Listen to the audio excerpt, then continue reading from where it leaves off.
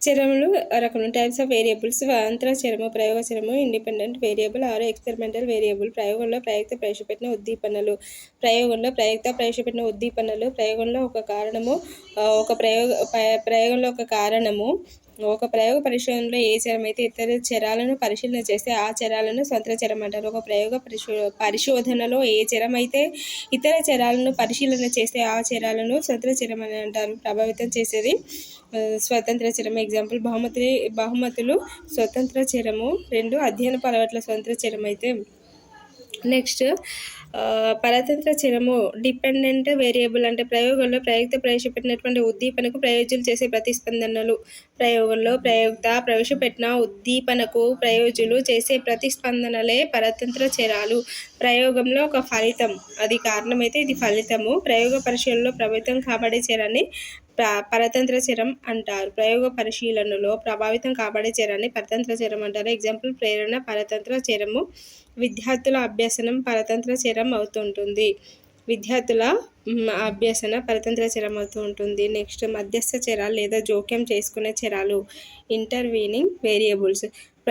ప్రయోక్త ప్రవేశపెట్టిన స్వతంత్ర చరానికి ప్రయోజన ప్రతిస్పందన అయిన పరతంత్ర చరానికి మధ్యగా వచ్చి పరతంత్ర చరాలను ప్రభావితం చేసే కారకాలన్నింటినీ మధ్యస్థ చరం అని అంటారు. ప్రయోక్త ప్రవేశపెట్టిన స్వతంత్ర చరానికి ప్రయోజన ప్రతిస్పందన అయినటువంటి పరతంత్ర చరానికి మధ్యగా వచ్చి పరతంత్ర చరాలను ప్రభావితం చేసే కారకాలన్నింటినీ మధ్యస్థ చరం అని అంటారు. ఒక స్వతంత్ర చరం కాకుండా పరతంత్ర చరాలను ప్రభావితం చేసే ప్రతి కారకాన్ని కూడా మధ్యస్థ చరాలు అంటారు. స్వతంత్ర చరం కాకుండా పరతంత్ర చరాలను ప్రభావితం చేసే కారకాలన్నింటినీ కూడా మధ్యస్థ చరాలు అని అంటారు.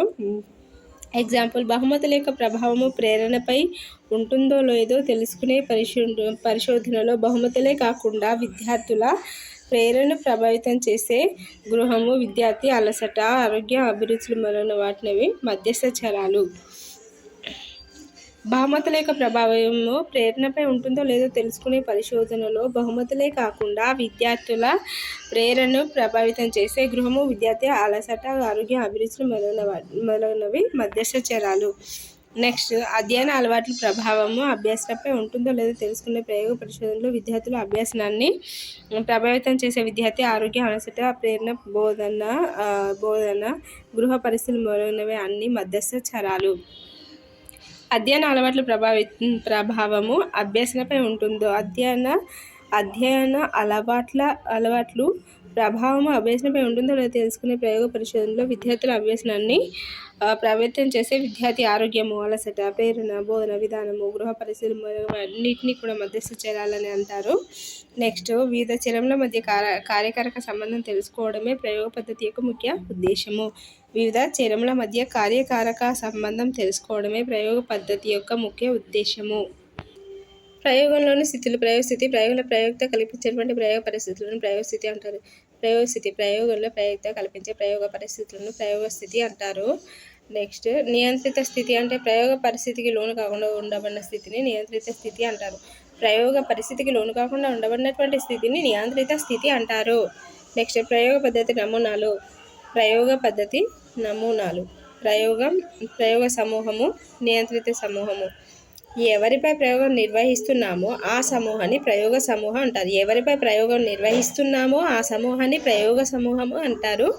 ఏ సమూహం అయితే ప్రయోగ పరిస్థితుల నుంచి దూరంగా ఉంచబడుతుందో ఆ సమూహాన్ని నియంత్రిత సమూహం అంటారు. ఏ సమూహం అయితే ప్రయోగ పరిస్థితుల నుంచి దూరంగా ఉంచబడుతుందో ఆ సమూహాన్ని నియంత్రిత సమూహము అంటారు.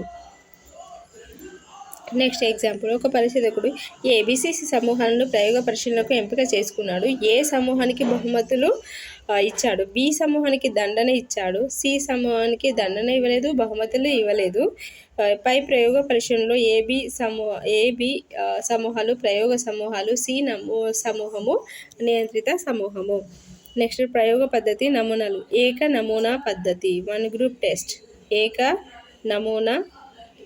సమూహ నమూనా.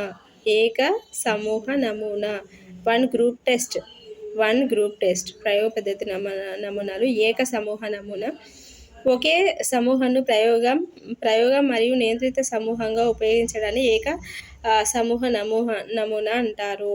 ఒకే సమూహంను ప్రయోగ మరియు నియంత్రిత సమూహంగా ఉపయోగించడాన్ని ఏక సమూహ నమూనా అంటారు. ప్రయోగానికి ముందున్న స్థితి ప్రీ టెస్ట్, ప్రయోగానంతర స్థితి పోస్ట్ టెస్ట్ మధ్య సహసంబంధం తెలుసుకుంటాడు. ప్రయోగానికి ముందున్న స్థితి ప్రీ టెస్ట్, ప్రయోగానంతర స్థితి పోస్ట్ టెస్ట్ మధ్య సహసంబంధాన్ని తెలుసుకుంటాడు. ఎగ్జాంపుల్ 50 మంది, నియంత్రిత సమూహము, ప్రయోగ సమూహం. సమాంతర సమూహ నమూనా అంటే నియంత్రిత సమూహ నమూనా. సమాంతర సమూహ నమూనా అనొచ్చు, నియంత్రిత సమూహ నమూనా అని కూడా అనొచ్చు. Controlled group test or parallel group test. సజాతి లక్షణాలు గల రెండు సమూహాలను తీసుకొని ఒక సమూహంను నియంత్రిత సమూహంగా, రెండవ సమూహాన్ని ప్రయోగ సమూహంగా ఉపయోగించడాన్ని సమాంతర సమూహ నమూనా అంటారు.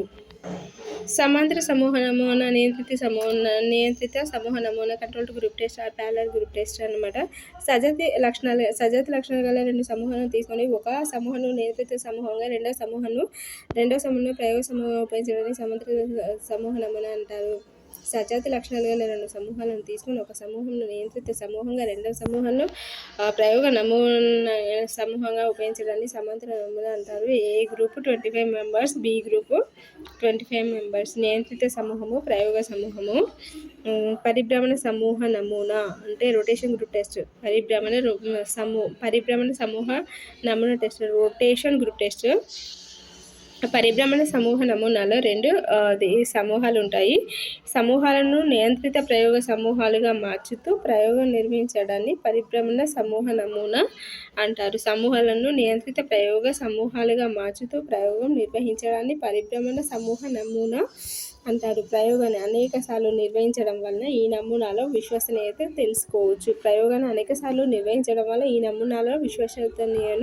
తెలుసుకోవచ్చు. ఎగ్జాంపుల్ ఏ గ్రూప్ 25 ప్రయోగ సమూహము, నియంత్రిత సమూహము. బి గ్రూప్ 25 నియంత్రిత సమూహము, ప్రయోగ సమూహము.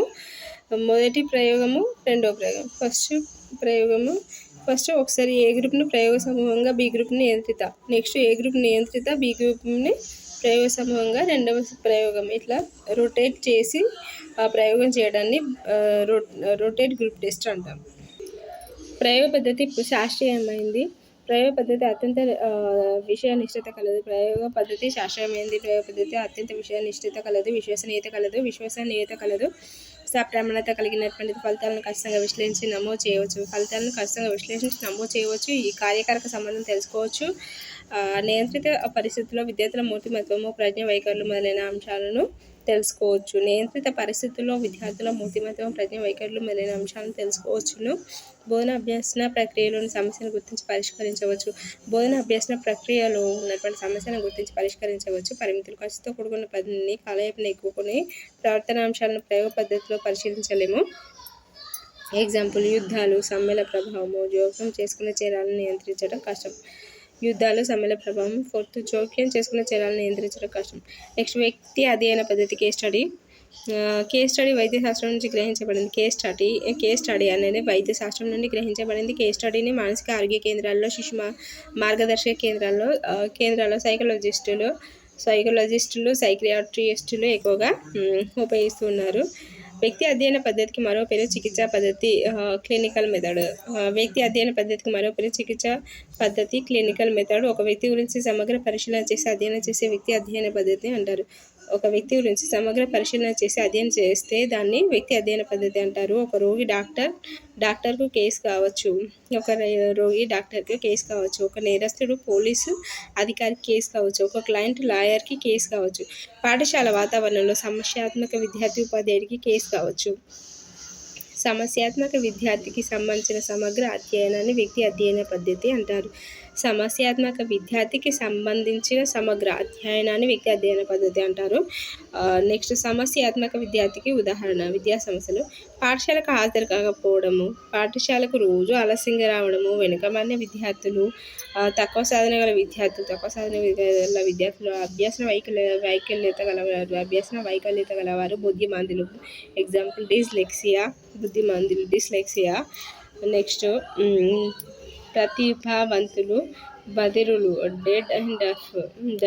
బధిరులు అంటే ఏంటిది? Deaf and dumb. నిర్దిష్ట పాఠ్యాంశాల అధ్యయనం లోపం కలవారు, నిర్దిష్ట పాఠ్యాంశాల అధ్యయనం లోపం కల గంటల్లో వెనుకబడము. ఉద్వేగ సమస్యలు. సెకండ్ ఫస్ట్ విద్యా సమస్యలు. సమస్యాత్మక విద్యార్థికి ఉదాహరణ ఫస్ట్ విద్యా సమస్యలు. ఫస్ట్ వన్ అది. సెకండ్ వన్ ఉద్వేగ సమస్యలు అంటే దౌర్జన్యము, సిగ్గుపడము, హఠం చేయడము, వ్యాకులత. దౌర్జన్యం, సిగ్గుపడడం, హఠం చేయడం, వ్యాకులత. సాంఘిక సమస్యలు. బాల కార్మికులు, అనాథులు, ఏకాకులు, అబద్ధాలు చెప్పేవారు, దొంగతనం చేసేవారు, సింగిల్ పేరెంట్ చైల్డ్. ఇదేంటిది? సాంఘిక సమస్యలు అంటే బాల కార్మికులు, అనాథలు, ఏకాకులు, అబద్ధాలు చెప్పేవారు, దొంగతనం చేసేవారు, సింగిల్ పేరెంట్ చైల్డ్. వ్యక్తి అధ్యయన పద్ధతిలోని దశలు. ఫస్ట్ సమస్య నిర్ధారణ దశ. సెకండ్ సమస్య నివారణ దశ. ఫస్ట్ సమస్య నిర్ధారణ దశ. సెకండ్ సమస్య నివారణ దశ. వ్యక్తి అధ్యయన పద్ధతిలోని దశలు. ఒకటి సమస్య నిర్ధారణ దశ, సమస్య నివారణ దశ. వ్యక్తి అధ్యయన పద్ధతిలో ఉపాధ్యాయుడు సమస్యాత్మక విద్యార్థికి సంబంధించిన విషయాలను, సమస్యలను తల్లిదండ్రులు, ఉపాధ్యాయులు సమ వయస్సు బృందం ద్వారా సేకరించి విశ్లేషించి సమస్యలను నివారిస్తూ ఉంటారు. వ్యక్తి అధ్యయన పద్ధతిలో ఉపాధ్యాయుడు సమస్యాత్మక విద్యార్థికి సంబంధించిన విషయాలను, సమస్యలను తల్లిదండ్రులు, ఉపాధ్యాయులు సమ వయస్క బృందం ద్వారా సేకరించి విశ్లేషించి సమస్యలను నివారిస్తాడు. నెక్స్ట్ వ్యక్తి అధ్యయన పద్ధతి ప్రయోజనములు.